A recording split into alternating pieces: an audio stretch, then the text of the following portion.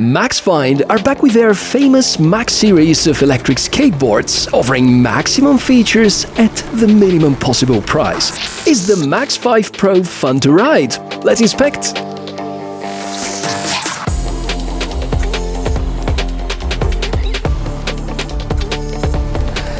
Hey everybody, nice to meet you. I'm Michael, the Tech Mishka, and over here on the channel we inspect a lot of cool and interesting tech. It's been close to 2 years since the last time I've tested a Maxfind electric board right here, but what I'm riding at the moment is a dual motor Maxfind Pro, an electric skateboard which is suitable for total beginners like me, but also for some advanced users like Gogo, who's gonna do most of the testing in this episode.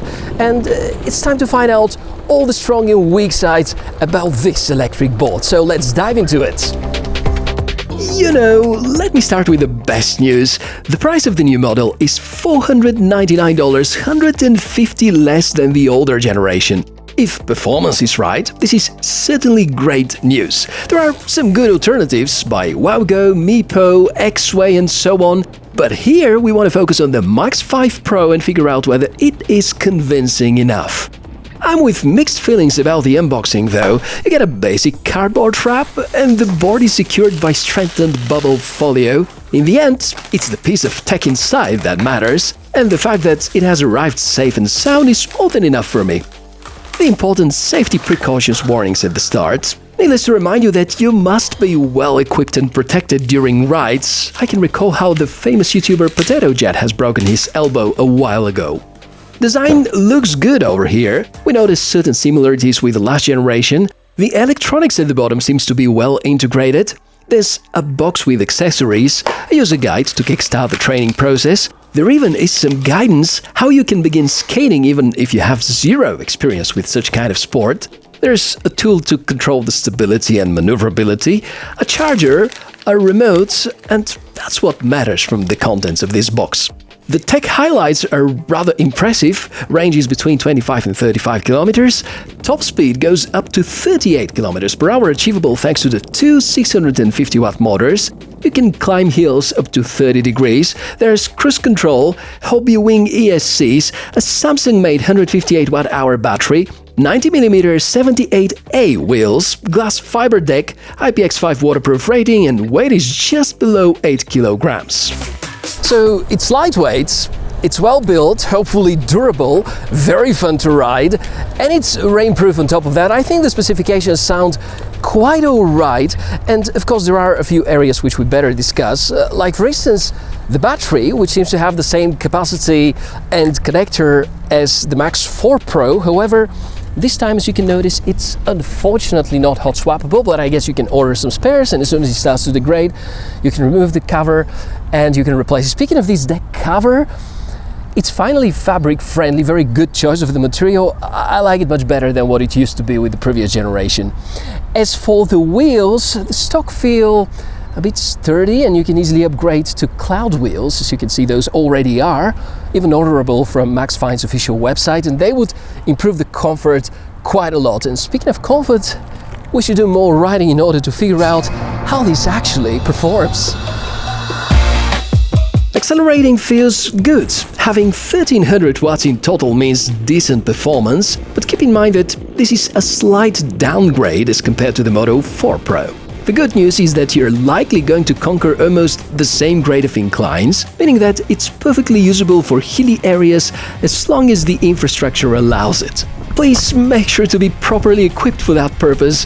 A helmet plus knee and elbow pads are a must-have no matter what, especially important for longer rides. Maxfind even offer their own line of accessories, and I can say many positive things about the comfort of their helmets. It's not MIPS certified, which is probably the reason why the price is really tempting, and still well protects your head from injuries in case of an accident. To avoid such, make sure to begin by getting comfortable with riding at lower speeds with gradual acceleration. You control everything using this remote, it is prepared, and you can control the motor mode, the direction of riding, and use it as a brake. It has a strap and also an inbuilt battery which can last for a very long period of time because the display is monochromic and perfectly visible no matter the conditions. The overall riding experience is of course good. With the stock configuration, you're gonna sense somewhat more vibrations as compared to boards with larger wheels, but on the other hand, I know some folks prefer this kind of sporty experience. If you're up to finding a solution for longer city commutes, I'd strongly recommend switching to CloudWheels. You can go for the 105mm sized, and this will greatly improve the comfort.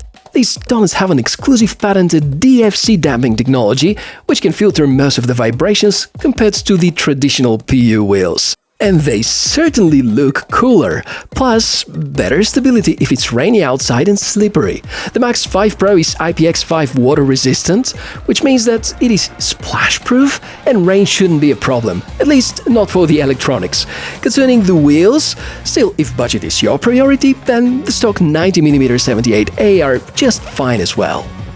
If you wonder about the maximum speed, it's reachable up to 38 km/h, just be careful. However, it's important to know that the power is somewhat limited because of the ESCs. 10S variation is being used here. Some other entry-level boards may offer 10 to 20% more on top in terms of speed, but here in Europe, most countries allow top speeds no faster than 20 km/h anyway. Such kind of limitations will certainly have a positive impact on the range. We got around 14 kilometers in rather mixed environment, about half of what is being advertised, and quite standard for this class of e-skateboards. The slower you ride, and the gentler you are while accelerating, the greater the range is going to be in the end. Good news is that Max5 Pro is equipped with a fast charger, which will fully restore the battery level up to full within just 2 hours. And of course, there is a mark with the discharge status at any point of time on the small display embedded inside the remote. Concerning the safety and the longevity, good to mention that the board comes with forged tracks, and this is a big advantage against most other budget e-boards.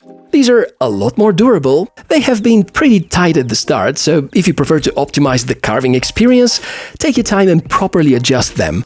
The return to center response is good too. The somewhat narrow board is gonna give you decent control on top of that. And sure thing, flexibility is there, I would say, at a rather medium level. So, are there any considerable drawbacks? Well, we pointed to the fact that the top speed is a bit off compared to others, no smartphone app, and the stock wheels, which are a bit smaller than what they were with the Max4 Pro. In the end, if I tell you that this is the most capable and powerful electric board on a budget ever made, this would be a blunt lie, but given its specifications, construction, overall performance and features, it definitely is worth considering if you're looking for a starter kit or something which is going to be helpful for commuting.